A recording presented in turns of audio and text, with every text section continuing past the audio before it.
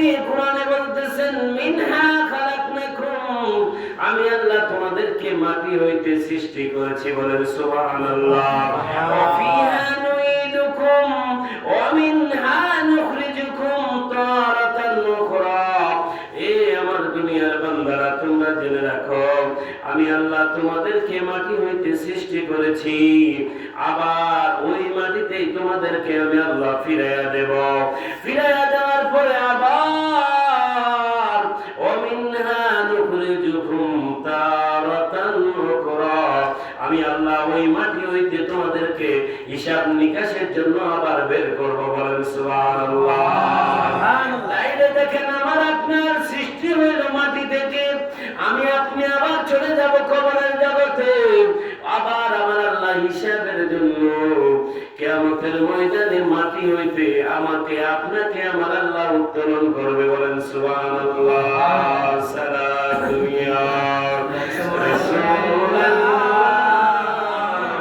আলাইকুম সালামু ইয়া হাবিবাল্লাহ আলাইকুম সালাতু ইয়া রাসূলুল্লাহ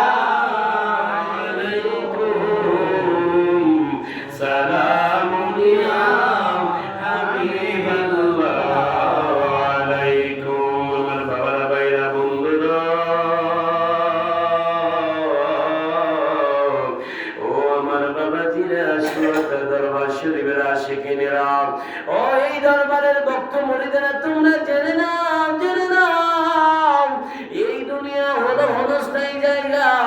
পৃথিবীতে যত এমপি হয়েছে, মন্ত্রী হয়েছে, প্রধানমন্ত্রী হয়েছে, বাবা কোটিপতি হয়েছে, ধনী হয়েছে, গরিব হয়েছে, কোন মানুষ এই পৃথিবীতে থাকার জায়গা না। কত হাজার হাজার বছর ধরে এই দুনিয়ার মধ্যে হাজার হাজার মানুষ আমার আল্লাহ পৃথিবীতে কোটি কোটি মানুষ পাঠাইছে দুনিয়া সৃষ্টির পরে। ওই কোটি কোটি মানুষগুলো এক শ্রেণীর মানুষ কবরের জগতে চলে গেছে, বাবা ঠিক না বেঠিক? আবার বর্তমানে কোটি কোটি মানুষ পৃথিবীতে আছে, ওই মানুষগুলো আবার অন্ধকার কবরে চলে যাবে, বাবা। এইভাবে একটা দিন সমস্ত মানুষদেরকে আমার আল্লাহ এই জন্য কোরআনে বললেন, বান্দারে তোমাদেরকে আমি মাটি হইতে সৃষ্টি করলাম, আবার এই মাটির মধ্যে তোমাদেরকে আমি আল্লাহ ফিরাইয়া নিব। আমি আল্লাহ আবার ইয়াউমুল কিয়ামার হিসাবের ময়দানে আমি আল্লাহ সবাইকে আমি ওই মাটি থেকে উত্তোলন করব, বলেন সুবহানাল্লাহ। এই জন্য বাবা এই দুনিয়াতে আসবেন যেমন আবার চলে যেতে হবে। যাওয়ার আগে আপনি কি ফুজি করলেন সেইটাই হলো আসল কথা, ঠিক না বেঠিক? আল্লাহর ওলি যারা হয়ে গেছে, আল্লাহর বন্ধু যারা হয়ে গেছে, তাই জমিনে আসছে আল্লাহর ইবাদত বندگির মাধ্যমে আল্লাহকে খুশি করেছে। মুমিন বান্দা যারা হয়েছে, আল্লাহর ইবাদত বندگির মাধ্যমে আল্লাহকে খুশি এবং রাজি করে তারা দুনিয়া থেকে বিদায় হয়ে আল্লামা পীর প্রফেসর আব্দুল খালেক রহমাতুল্লাহ আলাইহির মতো, আল্লামা মাওলানা আব্দুল হান্নান রহমাতুল্লাহ আলাইহির মতো আল্লাহর ওলিরা যদিও দুনিয়া থেকে চলে গেছে, বাবা তারা অন্তর কবরের জগতে তারা ওই মসজিদের মধ্যে বসে আছে, বলেন সুবহানাল্লাহ। আল্লাহুম্মা সাল্লি আলা সাইয়্যিদিনা মাওলানা মুহাম্মদ ওয়া আলা আলি সাইয়্যিদিনা মাওলানা। আমার বাবার ভাইরা কবরের জগতে গেলে আমাদের প্রত্যেককে যখন কবরে দেওয়া হবে, কবরে দেওয়ার পরে তিনটা প্রশ্ন করবে, মান রাব্বুকা, তোমার রব কে? ওয়া মান দীনুকা, তোমার দ্বীন কি? মা কুনতা তাকুনু ফি হাক্কি হাযার রাজুল, আমার নূরের নবী কি কবরের মধ্যে এরকম নুরানি চেহারা দেখায়া বলবে, এই ব্যক্তি সম্পর্কে তুমি ধারণা করতে কি বলতেন? যদি তুমি ঈমানদার হও, সাথে সাথে বলবে আশহাদু আল্লা ইলাহা ইল্লাল্লাহু ওয়াহদাহু লা শারীকা লাহু ওয়া আশহাদু আন্না মুহাম্মাদান আবদুহু ওয়া রাসূলুহু। চিল্লায়া বলেন সুবহানাল্লাহ। নবীর চিনার সঙ্গে সঙ্গে ওই কবরটা আমার নবী হাদিস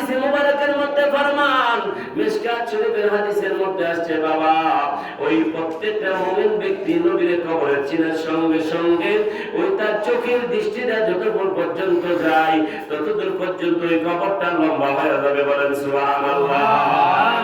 এবং ওই কবরটা বেহেশতের বাগান হয়ে যাবে, বলেন সুবহানাল্লাহ। শুধু তাই নয়, ওই কবর সবুজ গালিচায় ভরপুর হয়ে যাবে। নবীর কবর চেনার সঙ্গে সঙ্গে যদি কবরটা বেহেশত হানা হয়ে যায়, এর চেয়ে সুখবর আর কিছু হইতে পারে কিনা? দুঃখের দিনে দরদি মোর নবী কামলেওয়ালা, নবী কামলেওয়ালা, তুমি আসবে জানি আধার রাতে, জ্বলবে চিরাগ লালা, নবী কামলিওয়ালা। সবাই বলেন দুঃখের দিনে দরদি মোর নবী কামলিওয়ালা, নবী কামলিওয়ালা।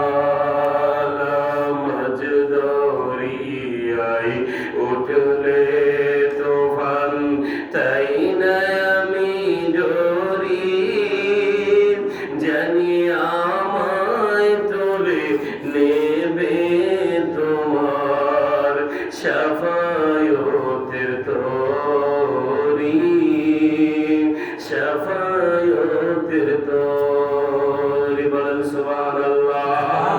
ও বন্ধু, ও 1450 বছর পরের আশিকের রাসূলরা, মুমিনরা, তোমরা শুনে নাও, আমার নূরের নবী কামলেওয়ালা নবীরে যদি কবরে চিনলে তোমার আমার কবরটা ব্যস্ত হয়ে যায়, ওই নবীরে চিনার দরকার আছে না নাই? ওই নবীরে মানার দরকার আছে না নাই? ওই নবীরে বিশ্বাস করার দরকার আছে না নাই?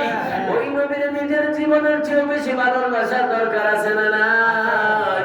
ও আমার বন্ধুরা, বাবারা, আমার মদিনার কামলেওয়ালা নবী রব্বি হাবলি ইয়া উম্মতি উম্মতি বলে ওই রকম মদিনা মুনাওয়ারা রওজা তারে শুয়ে শুয়ে কাঁদছে বাবা, এখনো কাঁদতেছে তোমার জন্য, আমার জন্য।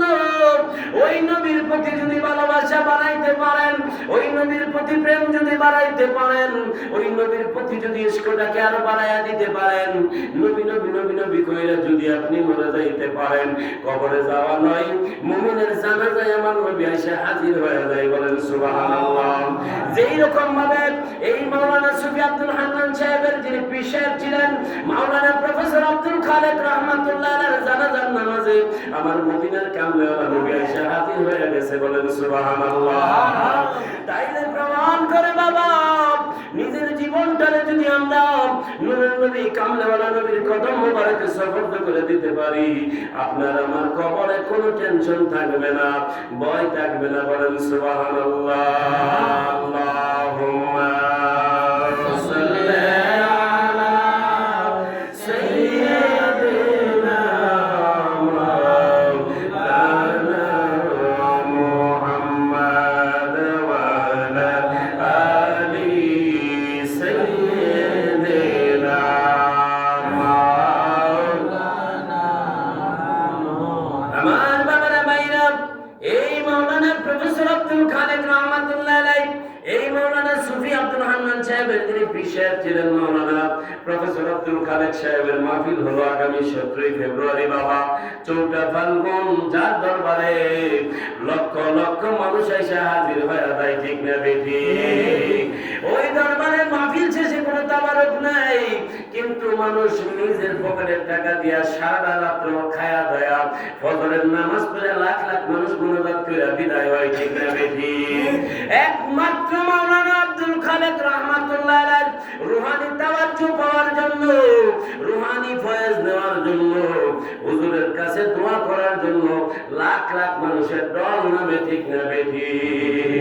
এই জন্য বাবা আল্লামা প্রফেসর আব্দুল খালেক রাহমাতুল্লাহ আলাইহি আমার নবীর গোলাম ছিল, আল্লামা মাওলানা আব্দুল হান্নান রাহমাতুল্লাহ আলাইহি আমার নবীর গোলাম ছিল, নবীর কদমে কদমে নিজের জীবনটারে তারা উৎসর্গ করে দিয়া আশিকের রাসূল হয়া আল্লাহর ওলি হয়া তারা এক পীর এবং মুর্শিদ দুই জায়গায় দুই মাজার বানায়া শুয়ে রয়েছে। বলেন সুবহানাল্লাহ। আল্লাহুম্মা সাল্লি আলা সাইয়্যিদিনা মাওলানা মুহাম্মদ ওয়া আলা আলি সাইয়্যিদিনা মাওলানা মুহাম্মদ। সবাই বলে আলহামদুলিল্লাহ। আগামী এই 17 তারিখ সূরা দরবার শরীফের মাহফিলে যাওয়ার জন্য আমি সবাইকে দাওয়াত করছি। আল্লাহ যেন সবাইকে যাওয়ার তৌফিক দান করে, সবাই বলেন আমিন। এবং যাদের আত্মীয় স্বজন আছে দেশ বিদেশে সকলকেই আমরা দাওয়াত দিচ্ছি ওই দরবারের 17 ফেব্রুয়ারি মাহফিলে। সবাই আত্মীয় স্বজনকে নিয়ে যাবেন, সবাইকে আল্লাহ পাক রব্বুল আলামিন যাওয়ার তৌফিক দান করুন, সবাই বলেন আমিন। এই বলে আমি আমার আলোচনা শেষ করলাম। আসসালামু আলাইকুম ওয়া রাহমাতুল্লাহি ওয়া বারাকাতুহু।